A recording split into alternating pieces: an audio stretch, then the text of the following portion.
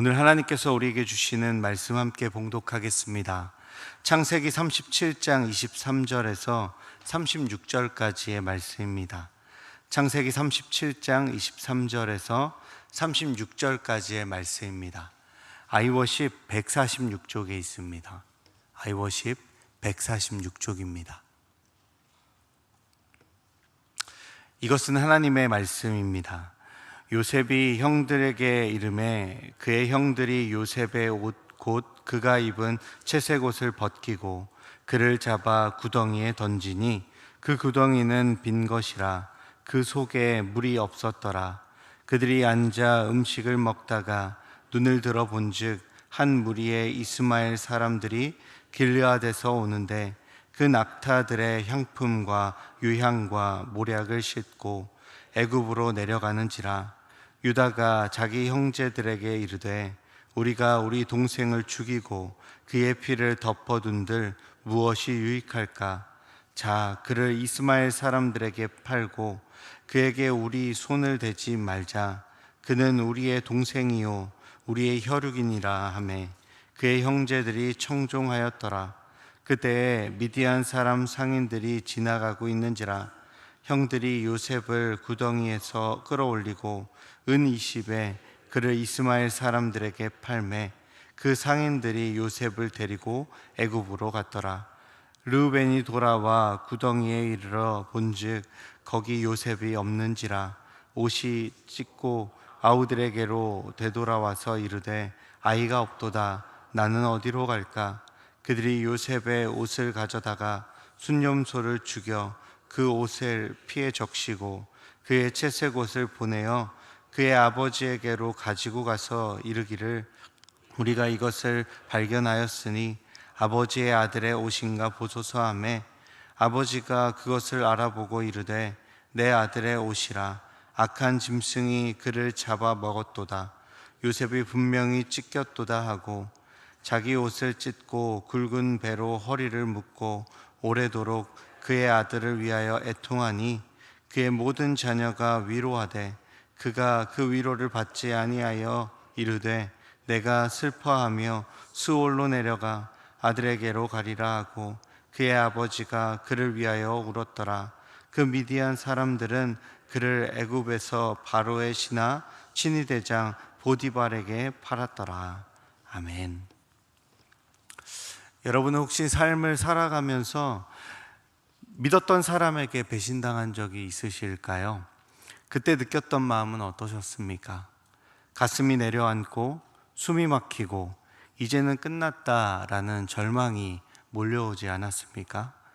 오늘 본문에서 등장하는 요셉이 바로 그러한 상황이었습니다. 오늘 본문은 창세기 50장까지 이어지는 요셉 이야기 중에서 상당히 중요한 장면입니다.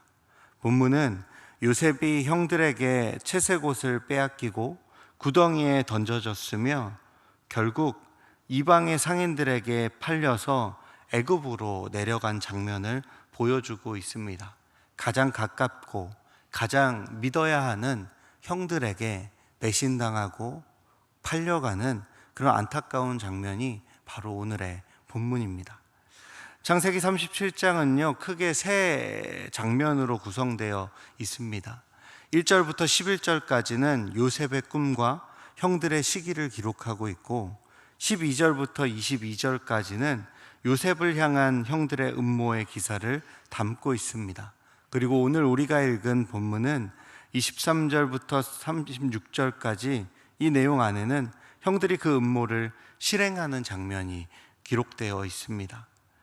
오늘 본문 23절부터 25절의 내용을 가만히 읽어보면 벗겼다, 잡았다, 던졌다, 앉았다 등의 동사를 연이어 사용하고 있습니다. 형들의 공격이 얼마나 난폭하고 돌발적인 행동이었는가를 아주 속도감 있게 묘사해주고 있는 겁니다. 상당히 급박하고 충격적인 사건이 벌어지고 있다는 것을 우리는 알 수 있습니다.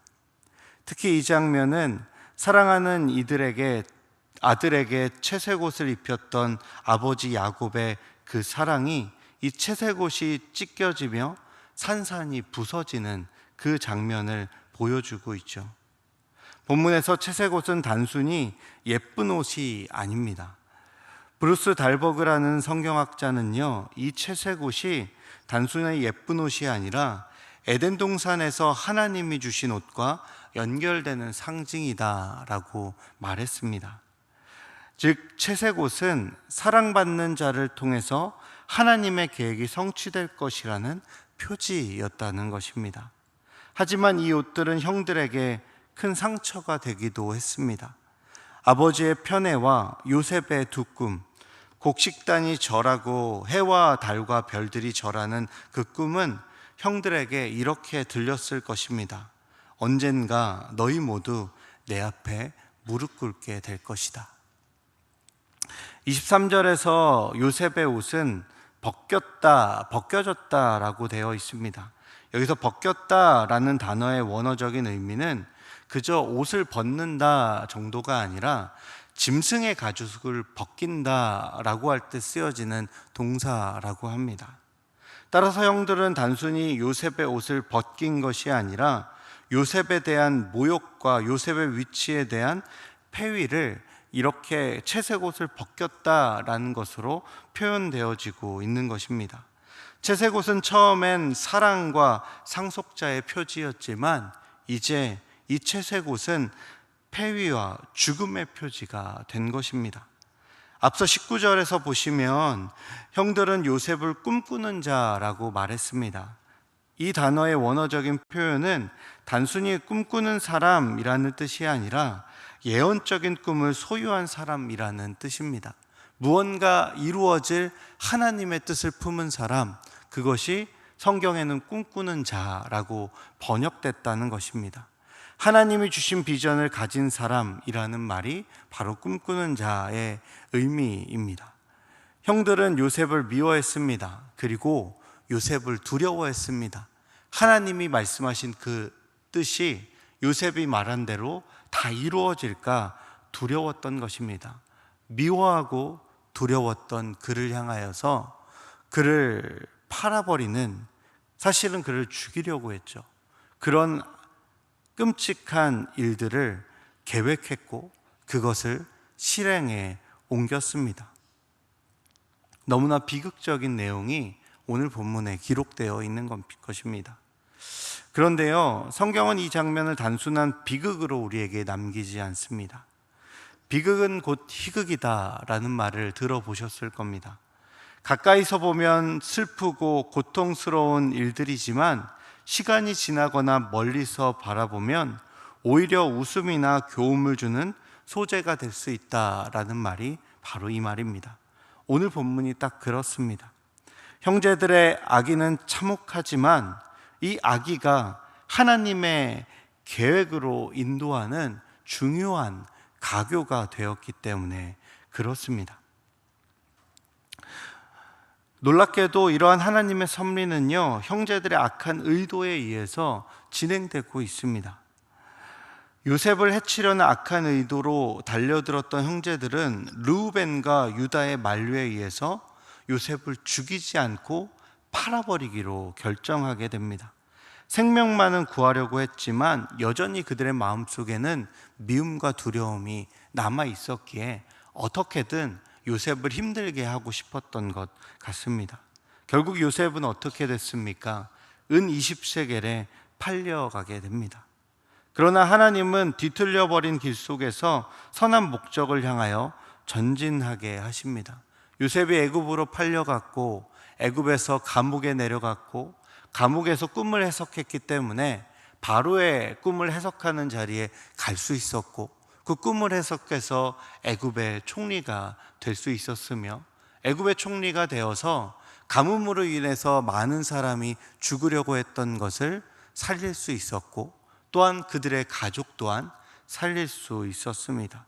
이렇게 큰 그림 안에서 요셉이 죽지 아니하고 팔려갔던 것은 모두 다 하나님의 뜻하심 가운데 진행된 일이었던 것입니다. 또한 오늘 본문에서 배경이 되는 이 도단이라는 지역은 사마리아 북쪽에서 있는 지역인데요, 국제 무역로가 있는 지역이라고 합니다. 그러니까 상인들이 자주 다니는 길이 바로 이 도단이었습니다.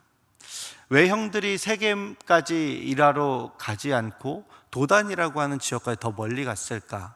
그 이유를 우리는 다 알 수 없습니다. 그 역사적인 이유를 다 알 수 없지만 우리는 이렇게 고백할 수밖에 없습니다. 이것도 하나님의 섭리 가운데 이루어진 일이었구나 라고 말이죠. 성 어거스틴은 이렇게 말했습니다. 하나님의 섭리는 가장 구부러진 길을 통해서도 목적지에 도달한다. 하나님의 섭리는 가장 구부러진 길을 통해서도 목적지에 도달한다. 형들의 악한 의도와 선택, 살인, 인신매매조차도 하나님의 계획을 꺾지 못했다라는 것입니다. 오히려 하나님은 그것을 사용하셨습니다. 형들은 꿈을 꺾었다고 생각했을지 모르겠지만 사실은 하나님이 그 꿈을 성취하기 위해서 요셉을 더욱더 앞으로 전진시켜 나가고 있는 장면이 바로 오늘 본문의 내용이라는 것입니다. 가까이서 보면 너무나 끔찍한 살인미수와 인신매매 사건이지만 성경의 전체 큰 이야기를 볼 때 하나님의 구속사를 이루기 위한 그 걸음을 걷고 있다는 것을 우리가 알 수 있는 것입니다. 이것이 신비로운 하나님의 섭리요, 하나님의 은혜인 것이죠. 여기서 우리는 영성가 헨리 나우엔의 말을 생각해 보면 좋겠습니다. 우리가 버림받을 때 하나님은 우리를 세우신다. 우리가 버림받을 때 하나님은 우리를 세우신다. 요셉은 형제들에게 버림받았지만 그 비극적인 현실을 만났지만 바로 그 길에서 하나님이 세우시는 과정을 경험하게 된 것입니다. 이것이 믿음의 사람들의 삶입니다. 그렇게 요셉의 긴 스토리는요, 단지 형들과 요셉이라는 이 가족 관계에서 일어난 인간관계에 대한 교훈을 주려는 것이 결코 아닙니다. 요셉이 고난의 여정을 떠난 것도 요셉의 인격 향상을 보여주면서 한 사람의 성공기를 보여주기 위한 스토리도 아닙니다. 창세기에 기록된 요셉의 이야기가 우리에게 말해주고 있는 것은 하나님의 구속사입니다. 하나님께서 구속사를 이루어가기 위한 구원의 드라마를 우리에게 상세하게 보여주고 있는 것입니다. 하나님은요, 지금도 이러한 구원의 드라마를 우리의 삶 속에서 진행하고 계시다라는 것입니다. 혹시 지금 오늘 이 예배 자리에 나오신 분들 가운데 채색옷이 찢기듯 꿈이 산산조각 난 것 같고 사방에 길이 막힌 것처럼 막막한 구덩이의 현실에 있는 분이 있는지도 모르겠습니다. 그러나 우리는 기억해야 합니다. 알파와 오메가 되시며 처음과 나중, 시작과 마침이 되시는 하나님의 계획은 지금도 여전히 진행 중이다라는 사실을 말입니다. 아직 장면이 어두울 수 있습니다. 그러나 결말은 반드시 하나님이 쓰십니다. 오늘 본문에서 형들은 요셉을 꺾으려 했고 그 꿈을 깨뜨리려 했습니다.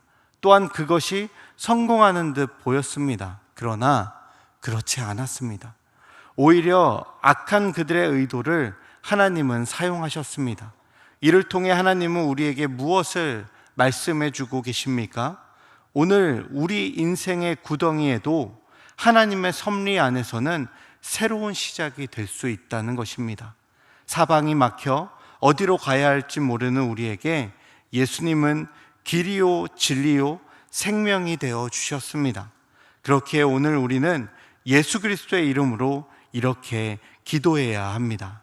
주님, 사방이 막힌 구덩이에서 제가 이해하지 못해도 주의 꿈은 꺾이지 않음을 믿습니다. 나를 건져내어 주시옵소서. 이 새벽 크고도 놀라운 하나님의 섭리를 확신하게 되길, 또한 주님께서 들려주시는 완전한 샬롬의 음성을 듣게 되시길 주님의 이름으로 축복합니다.